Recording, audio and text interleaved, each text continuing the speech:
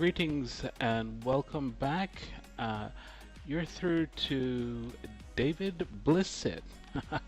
I've been recently requested to put together a social media extractor almost that'll be able to extract the logged in user to Facebook's profile over to an MVC application that's going to be using everything from SignalR, Linq, repository, pattern, Autofac for dependency injection, SQL Server database, and Angular in the UI. Not a lot of technology, just a pinch of what's available out there. So a bit of a challenge. I was up for a challenge. Didn't realize it was going to take me 2.5 weeks, but let's step you through and show you what we got. Now, this is not exactly my profile. I essentially just requested a couple of friends so I could actually do this demo. But let's get into it. So I'm just going to log out from this here. Right. This is the actual web page that we've got. It's a single page application because we're using Angular. Let's see if I can prove that. Not actually going in the background here, but there's the NG app and a social manager app, and that'll prove that we use in Angular. But I'm going to do a bit more than that to actually demo what we have here. I'm going to quickly press F5. Right. So this Angular app, which again is Social Manager app, has all these particular user artifacts in terms of like services, functions that come from both user configuration like common config and Angular window timeout queue, which is a deferred service, a promise, but we'll be able to detail what all that means a bit later on. So I'm just going to go through. It's setting up the actual proxy to the server. And then, hey, it's been primed. It's ready to go. It's gone off to Facebook, pull back the various bits of data. And, oh, we're also be able to comment on the feed that comes across. So say, for example, I come down here. This is a quick test to prove that this works. Right?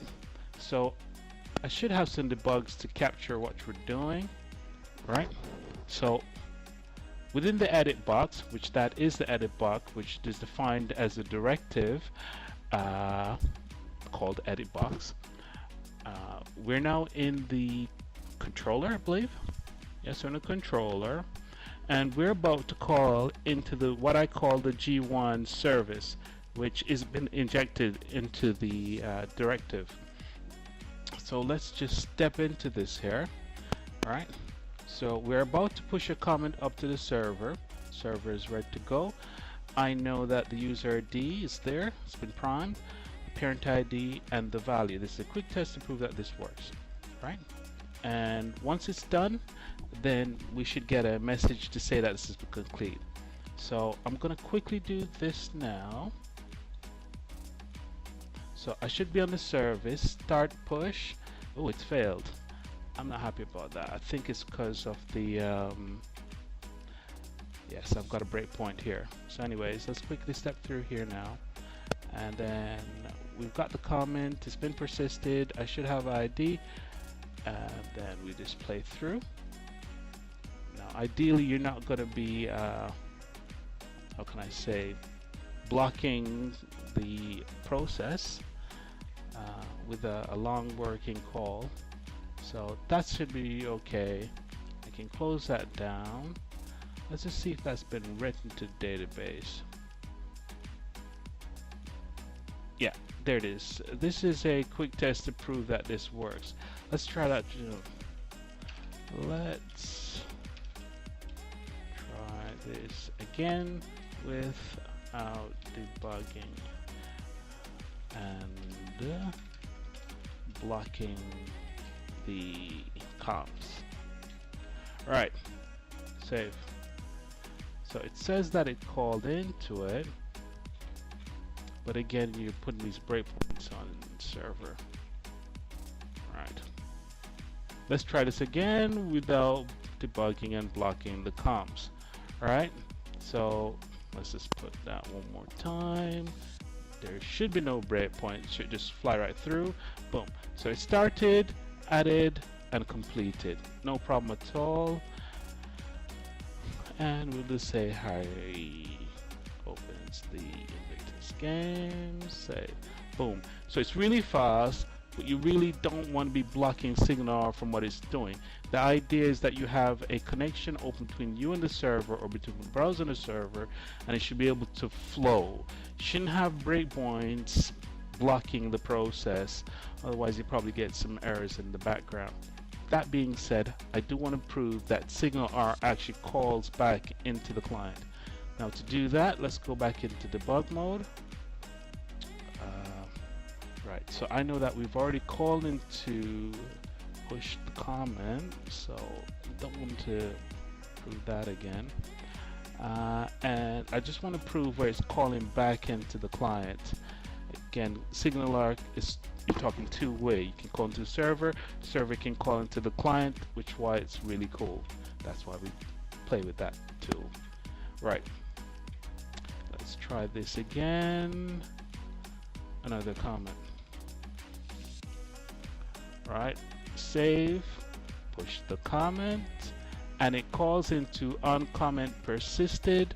There's new comment, another comment, user ID, and so on and so forth. So I can then do that. And another comment. So that's pretty much the end-to-end of the requirements in the UI. So now we're going to try and look on the actual framework that's put to bed on the server, and yeah, that should be then the exercise. So firstly, let's have a quick scan of the database. We have the .NET tables here that not created by myself, but scaffolding to support the MVC security, authentications, claims, so on and so forth, right? And then the bits that we're working on, friends, pages, posts, and the comments that can be applied to those, and that's a relationship. It's a star schema. It would be a snowflake if we were branching off these tables, but at the moment it's a star schema. I won't necessarily go through all the tables because it's really straightforward stuff if you're a programmer, a DBA. So it depends on the audience who's actually looking at it. Right? So let's go back to the solution. The solution is comprised of 3 libraries.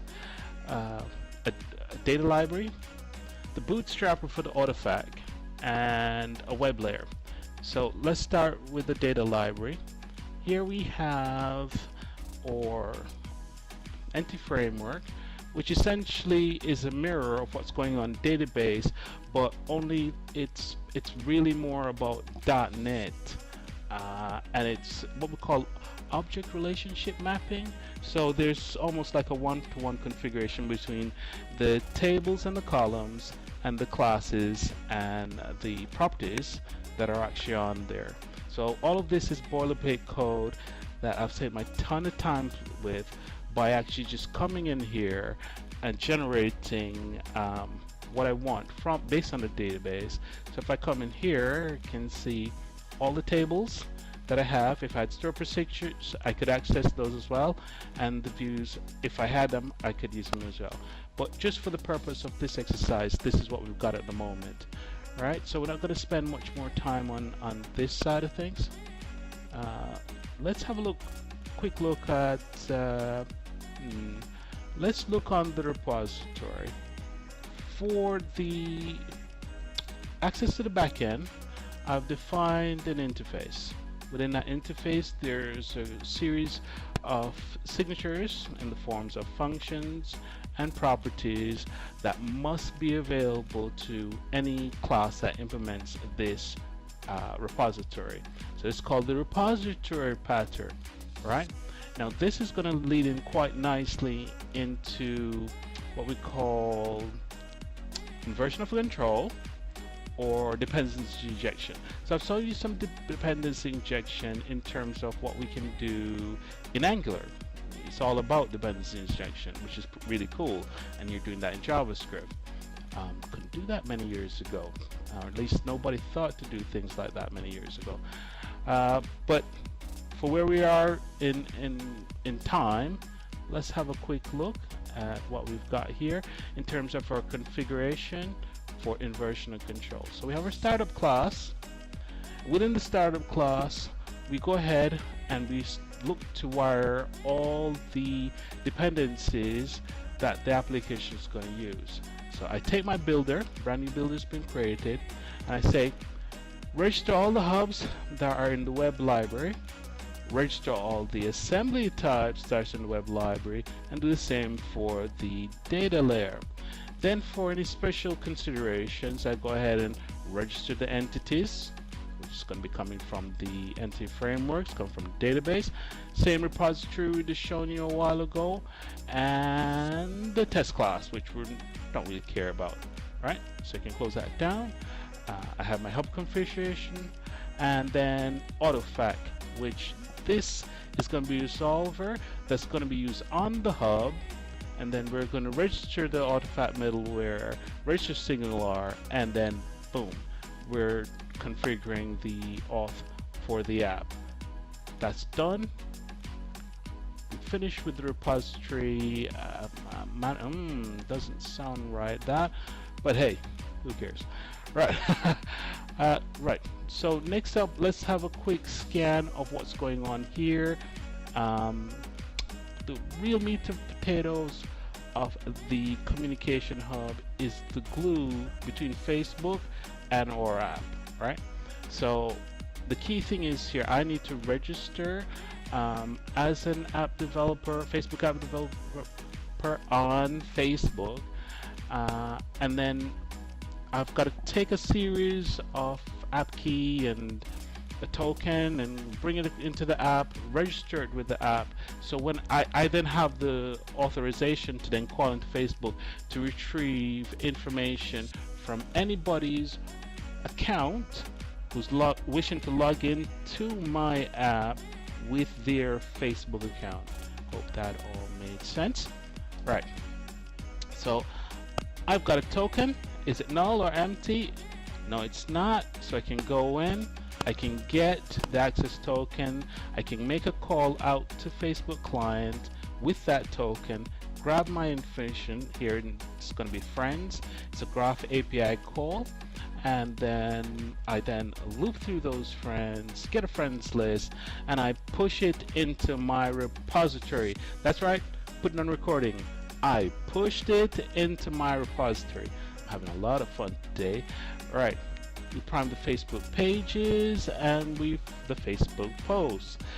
Pretty much doing the same thing, we're just doing separate calls out to Facebook. Alright, we also have the ability to get the payload, so I can go back to the UI and show you where we're detailing that. So let's do an F12 and let's see, let's pull out of our repository the payload. I'm really having fun today. Right, so here's my connection to the communication hub. Call it communication hub here. It is a communication hub, but I give it an alias, and within Angular I'm using SignalR to grab this data. So if I put a breakpoint here, I believe that's the only place that I'm using the payload. It says 15 matches. Let's do a quick scan. Get payload. That's more for a call. I don't think I'm using that one at the moment. Might have been a proof of concept. Right.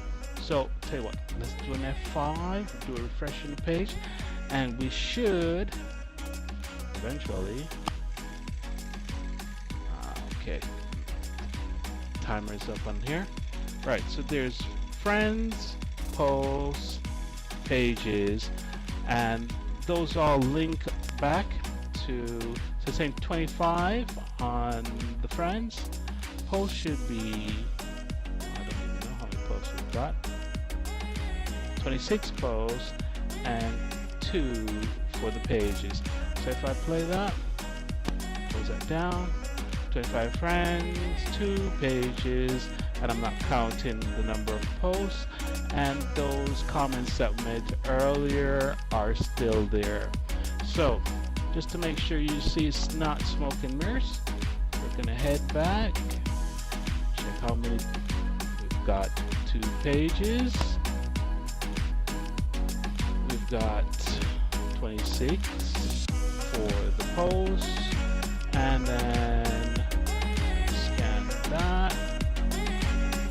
That table's got 25. So I'm now going to find something to pull out of my repository, because the repository pattern is what you're not to work with. Again, my name is David Blissett. If you got any questions, comments, please feel free to leave a comment. Thanks for watching, and I hope you check back next time. Thanks again.